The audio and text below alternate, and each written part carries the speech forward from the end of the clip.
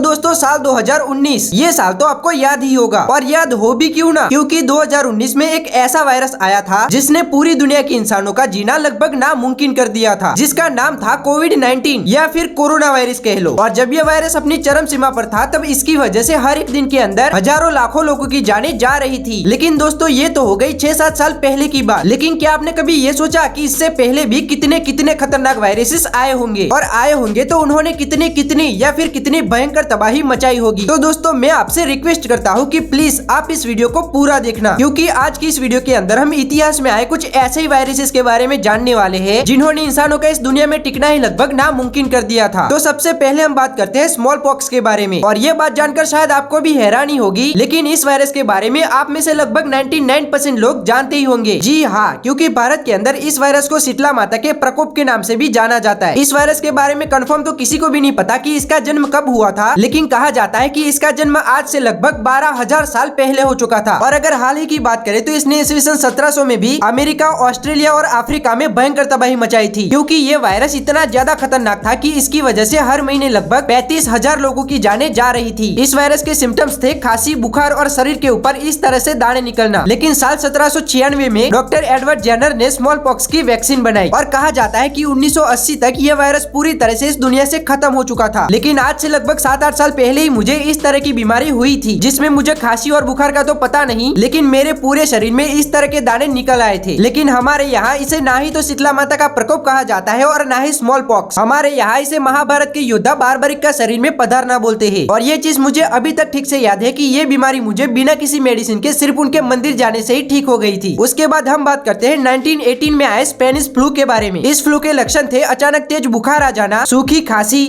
बहुत ही ज्यादा सिर दर्द, ठंड लगना, सांस लेने में तकलीफ होना, बॉडी का नीला पड़ना और खून की उल्टी होना। और ये वायरस इतना ज्यादा खतरनाक था कि इसने सिर्फ 2 ही साल में पूरी दुनिया की 1/3 आबादी को खत्म कर दिया था। मतलब सिर्फ 2 ही साल में पूरे 10 करोड़ लोगों को अपनी चपेट में ले लिया था। उसके बाद अब हम बात करते हैं 1918 में आए HIV एड्स के बारे में। इस वायरस के बारे में शायद मुझे आपको ज्यादा बताने की जरूरत तो नहीं लगती है, लेकिन फिर भी बता देता हूँ उन 1-2% भोले भाले लोगों को जिन्हें नहीं पता। तो ये वायरस चिंपांजीज के अंदर से हम इंसानों के अंदर आया था, और ये वायरस बिना प्रोटेक्शन के मीटिंग करने से या फिर खून और दूध का एक बॉडी से दूसरी बॉडी में ट्रांसफर होने से होता है। इस वायरस के सिम्टम्स थे खांसी, बुखार, गले में खराश, शरीर में दर्द और छाले पड़ना। और इस वायरस की वजह से साल 1999 में लगभग 28,000 लोगों की जान गई थी, और साल 2004 में लगभग 21 लाख लोगों की। और इस वायरस को अभी तक भी पूरी तरह से खत्म नहीं किया गया है, और इसीलिए 2024 में भी इसकी वजह से लगभग 6,30,000 लोगों की जाने गई थी। उसके बाद अब हम बात करते हैं 2009 में फैले स्वाइन फ्लू के बारे में। ये वायरस सुअरों के अंदर से हम इंसानों में आया था, और ये थे उसके सिम्टम्स: बुखार, सिर दर्द, मांसपेशियों में दर्द वगैरह वगैरह। और अगर इसकी वजह से मौत के आंकड़ों की बात करें तो साल 2009 में इसने लगभग 5-6 लाख लोगों को अपनी चपेट में ले लिया था। उसके बाद अब हम बात करते हैं हाल ही में आए कोविड-19 के बारे में। लेकिन मुझे नहीं लगता कि मुझे इसके बारे में आपको कुछ भी बताने की जरूरत है, लेकिन फिर भी एक लाइन कहना चाहूंगा कि इसने हम सबका जीना लगभग नामुमकिन कर दिया था। तो आई होप कि आपको आज की ये वीडियो पसंद आई होगी। प्लीज इस वीडियो को लाइक और चैनल को सब्सक्राइब करना मत भूलना।